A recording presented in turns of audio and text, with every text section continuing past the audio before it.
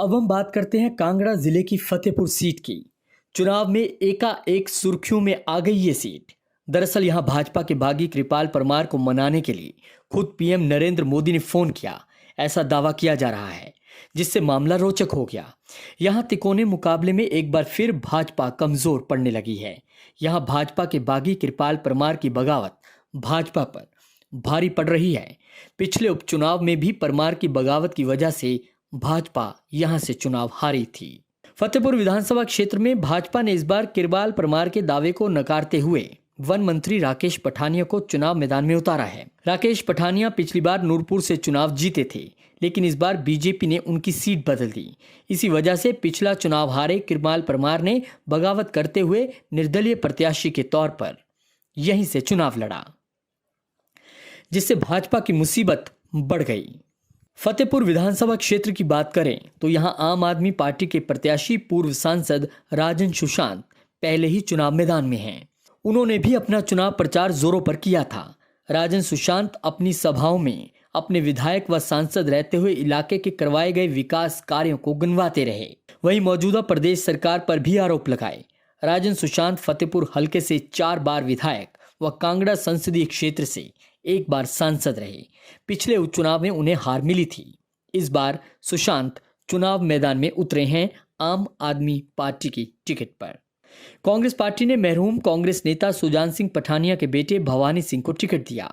बीते साल उपचुनाव में उन्हें जीत मिली थी। साल 2007 में विधानसभा परिसीमन से पहले फतेहपुर विधानसभा क्षेत्र ज्वाली कहलाता था।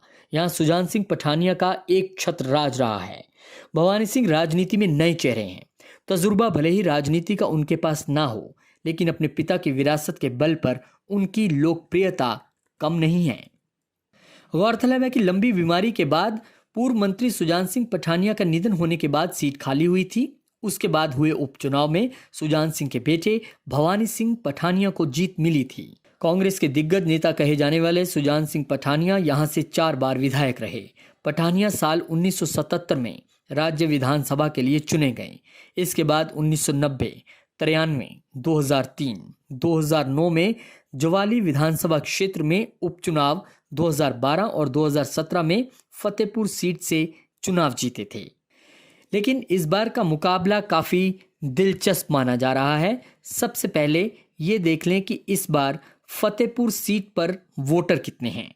फतेहपुर सीट की बात करें तो यहां पर 87,913 वोटर हैं और मुकाबले में बीजेपी के राकेश पठानिया, कांग्रेस के भवानी सिंह पठानिया और आम आदमी पार्टी के राजन सुशांत के अलावा यहां पर बीजेपी के बागी कृपाल परमार हैं, जिन्होंने इस पूरे मुकाबले को बेहद दिलचस्प बना दिया है।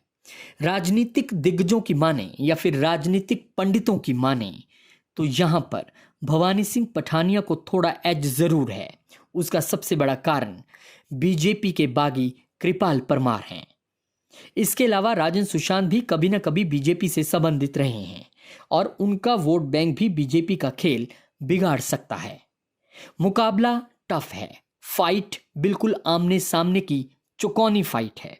ऐसे में ये सीट कांग्रेस को भले ही हम एज बता रहे हैं, लेकिन क्या बीजेपी के राकेश पठानिया अपना यहां पर जादू चला पाएंगे जो नूरपुर में चलाते थे? ये देखना दिलचस्प रहेगा। या फिर राजन सुशांत जो बहुत बार विधायक और सांसद रह चुके हैं, वो किसी तरीके से आम आदमी पार्टी का झंडा गाड़ सकते हैं। या फिर कृपाल परमार जो कि बागी होकर लड़ रहे हैं, क्या वो ऐसी सिंपैथी की वेव क्रिएट कर सकते हैं कि सबको चित कर दें? ये सबके लिए यक्ष प्रश्न बना हुआ है। और 8 दिसंबर को फतेहपुर की सीट यकीन मानिए सबसे इंटरेस्टिंग सीट रहने वाली है।